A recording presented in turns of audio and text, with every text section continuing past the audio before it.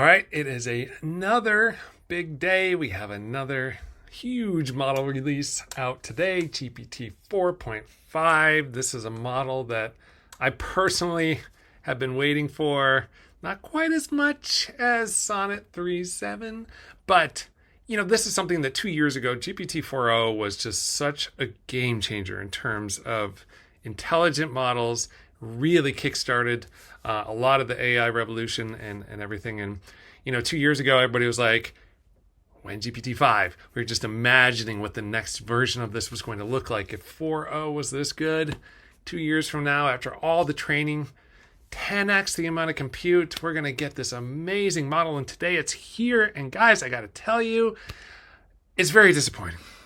I'm not gonna mince words here. It is a big disappointment. Now, I want to go through and let's look at this from a standpoint of the good, the bad, and the ugly. And we're going to start with the ugly, which is, well, I'll let Sam kind of go through it first. Good news. It's very vibey, okay? Big models tend to have really good vibes. They just feel a lot more human. And there are lots of great things that we can get from that. I'll show you some of those in a minute here. But the bad news right here, he calls it out explicitly. It is a giant, expensive model. Let's take a look at this. Here we go. How to use it in the API. We use all this stuff, blah, blah, blah, blah, blah. But look at what they do here. This is from the docs themselves. They say GPT-4.5 is very large and compute intensive, making it more expensive and not a replacement. Because of this, we're evaluating whether to continue serving it in the API long term. What? You're announcing this model and you're immediately telling us you might just pull it at any moment? Basically, this is OpenAI saying, hey guys, don't use this model. Now, part of the reason here is GPT-5 is coming. Part of the reason here is they just don't have the capacity right now. That's fine. I get it. Research preview. I appreciate the team throwing this stuff out here. But we keep talking about expensive. What does that look like? Because sometimes, like, if there's a problem you need to solve and it costs a few extra cents or even a few extra dollars and it saves you days or weeks of time, like, that's a great trade-off. I am more than willing to make that trade-off. So let's look at the pricing here. What do we have? Holy cow. $75 in and $150 out for 1 million tokens. Guys, I go through 1 million tokens in like an hour. Like, this is not, you guys have seen my prompts. I copy paste from repo prompt. That's like 100K tokens, and you're going prohibitively expensive to run in anything real. I'm just gonna be, this is me. Me, I'm super positive. This is almost impossible to use in real applications. The idea of like actually plugging this into Cursor and having it work for you just feels like it's just a non-starter. But let's take a look, and here's Windsurf. Okay, so Windsurf implemented this. We're going to roll this out. Currently, it's significantly more expensive, 10x. And it's not as fast or as strong as existing models. So not only is it 10x more expensive, you're not even getting like a 10x boost. You're getting, actually, they're telling you right here, it's worse. And they're telling you basically, don't use it. Okay? Don't use it for this. And okay, I appreciate, again, not every model's a banger. This is okay. Cursor's a little bit more positive here. So here's GPT-4 and Cursor. We found it surprisingly effective in cases where other models fail. Also, it's so expensive. We're not going to subsidize this. Look, guys, we're subsidizing the heck out of Sonnet. We ain't doing it with this one. Sorry. This is Cursor speak. This is me. But anyway, you can look at this thing here. It's like kind of like, honestly, it's hard to tell looking at this. So again, places where we can use this, it can be effective. So again, this is kind of the mediocre side. Now, all that being said, let's look at some of the good. So one thing I was hoping to do today was I was hoping 4.5 would come out it would be the same price, and we could just run it, and we could do some vibe coding on trying to build, continue on our series that we started on Monday of going through the cursor overview and looking at all of the tools, looking at underneath the hood. What does cursor look like? How is cursor built? And can we build our own version of cursor, right? I'm going to spend the next couple weeks doing that. In between, as new stuff comes out, of course, we'll do some more videos, but I really want to focus on this because I think it's really important, not only for you guys to understand how tools like cursor work, but also I think it'd be fun and it'd be great if we had our own like open source version of cursor, and we could just play with it and we could use it as a learning resource, but also maybe it's something that we could actually start to build and start to use long term. We'll see about that, but my immediate goal is educational. Let's learn this. So, what did I do? If you saw my video on Monday, we had a bunch of slides. I built those actually using, I think it was 01 Pro. Basically, I talked through what I wanted to do, and then I said, I want you to create a slide deck for me using Reveal.js. Okay, a little trick here. I had gone through, I found a cool image. I grabbed some of the colors out of it, and I said, here's your color palette. Make me a cool thing here. So you guys can watch that video. I think it turned out fine. It was good. But what's really nice about it is you can just copy and paste it. This is an HTML file. So I get all of the context and I can just paste that whole thing in here and then say, give me that checklist, right? You guys know me.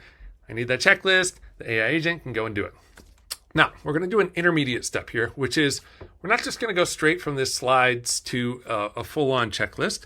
What we're going to do is create a PRD, product requirement doc.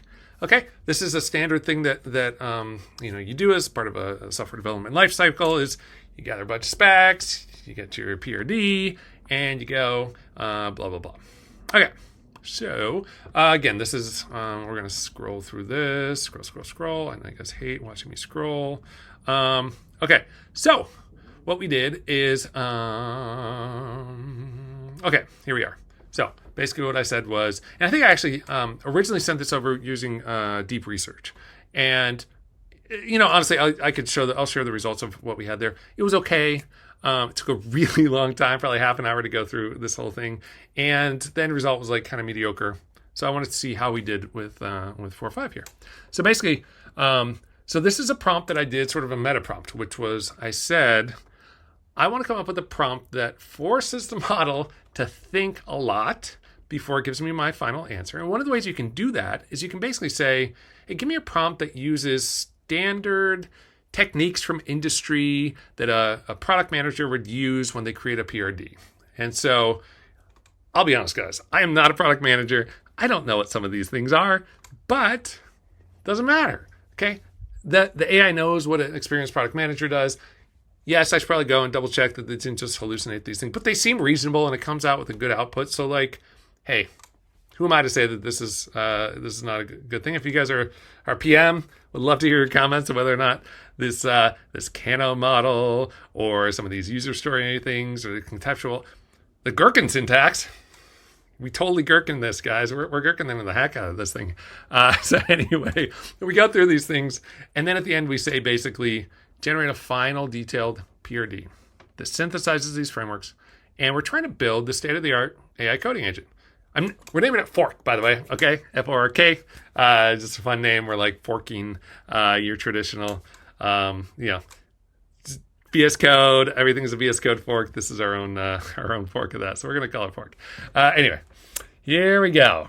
It drafted a PRD. Oh yeah, so it did Canvas. Okay, so the nice thing about 4.5 uses Canvas. Drives me nuts that OpenAI, some of these models can use Canvas, some can use inputs, outputs, some use web search. Guys, you're killing me. But we got this nice document here. And honestly, like going through this, vibes are really good. The writing vibes from what I've seen, and this is through stuff on Twitter. I've seen this. My coworker plugged this into his app today. Had some credits, so here's this burning thing. I'm like crazy. But he actually came back and was like, oh my gosh, this thing writes really well. And I'm seeing it here in my initial test, which is this PRD is quite good. Okay. It's getting all of the things that we want to have. So this is a basic feature. We have a terminal. We've got some of our should haves it correctly kind of pulled out some of these, file operations. So we must have, right? You got to write, create, edit, delete, do some basic terminal commands and do this. Nice to have semantic search, and exciting to have MCP, right? Some of these advanced things. So this is great. They're really well done here. I'm not going to go through this entire doc here, but it did a nice job of kind of following some of these frameworks, going through these, it's using the gherkin. I love it. And then here we go. So we've got a PRD. This looks like a very feasible PRD. I'm not a corporate. I'm not like, whatever. I'm not going to deep dive into this and critique it. Good enough. Good enough to give us like the basic context. All we're trying to do is get a basic context in here and then convert that into that step-by-step thing for the cursor to go into. Okay, so, hey, it's great. So now we're going to do this. We're going to use this PRD as an input. Now, in addition, I did something else, which is open source. There's open source AI coding tools out there. I basically grabbed the whole repo of one of those. I threw it into Gemini, and I said, give me an overview of this thing, okay? Just to give a sense of like, here's what a real life open source AI coding thing looks like, okay? And give an overview of this. So now we have two things. We have this overview here from a real life example. We have a PRD that's based off my educational slides and all that stuff. I want to try to merge those things together. Okay, I don't have to do this. This is just like, I'm throwing a bunch of context in here. I want to give it as much information as possible to get the best output here. And again, this is a place where for stuff that I'm doing day to day, if I'm really starting a new project from scratch, it's worth it to spend an extra 5, 10, 15, 2, 3 hours, okay? Defining this stuff up front, really critiquing it, going through, making sure all this stuff works, okay? And at the end of the day, we're basically saying, I want a final, neatly categorized list of stories that have one story point, detailed tasks under each one of those stories. So we have a headline and task. Each one of those are very small, so the cursor can go and do it without getting too lost or without going off the rails. Like, think about 3.7. So we did our video on Monday. I love it. I've been using it since. It is great, but it also has got some little quirks. So you got to be careful, keep it on track. It wants to go and like be very opinionated and like do a million things at once. Using this checklist approach is actually really a good fit for 3.7 because you want to keep it on rails. You don't want it to just go off, because what it'll do is like, it's super smart and it'll be like, oh, let me add this and let me redo your code here and let me refactor this. It's like, no, I asked for like you to change the color from blue to red. Like, stop it. Just do what you're told. And so this is a way to keep it on track. And I think it's really useful to do this. And again, you guys have seen this stuff. This is so I can just vibe code. It's just going to go. And if you can set this up right, you get a lot of leverage on the end. Okay. So again, let's see what we got here. And first of all, like, really? The emojis? This is kind of embarrassing. I'm going to present this to my team. Hey guys, look at this documentation. Too many emojis, but that's okay.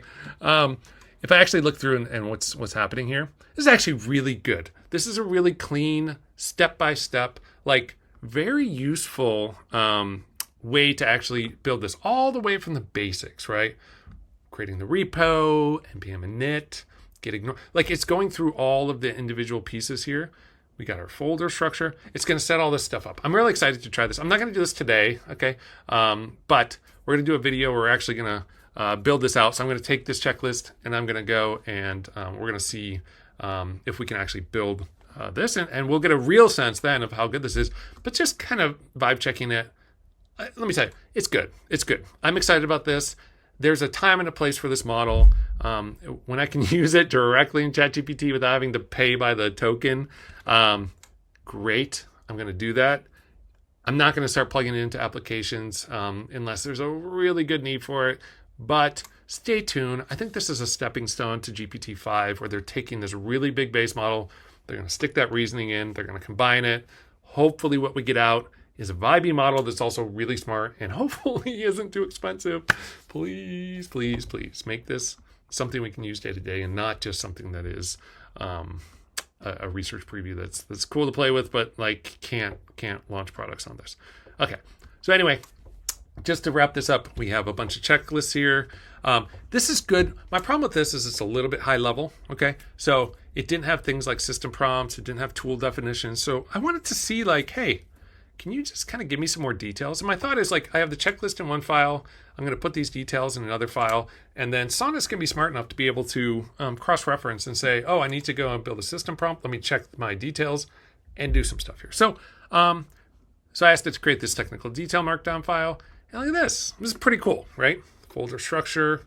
And this looks good, okay? Just looking at this. I'm excited about this. This looks like a real clean project structure. It's doing some, this is, okay, so this is actual code for the interface for the tool. It's TypeScript types, right? This is great. This is going to help to really clarify and keep things nice and tidy. It's giving some basic, a little bit of code, so like starting to write this code. But look at this. This is a nice system prompt. This is the kind of stuff I'm excited about trying it for, is writing prompts, cleaning things up that require some really strong writing skills, which is great. So anyway, it did some of these things, which is good. I'm going to plug all this in and we're going to see what it does. So that's my first look at GPT-4.5. If you guys have used it, let me know. Also, just so you know, I am in the pro version, so this is not available yet. Should be out next week. I think it's in the API, so you can play with it, but be careful. It's so expensive. All right, so, but don't feel like you're missing out on anything, honestly. Like, it's a nice model. It's not a must-have. These things happen. This is not a straight line, and it is what it is. All right, if you guys like this, subscribe. Again, we're going to actually go through and code this out in another video here, but just wanted to get this first look of GPT 4.5 out here. The good, the bad, and a lot of ugly, unfortunately. All right, see you guys.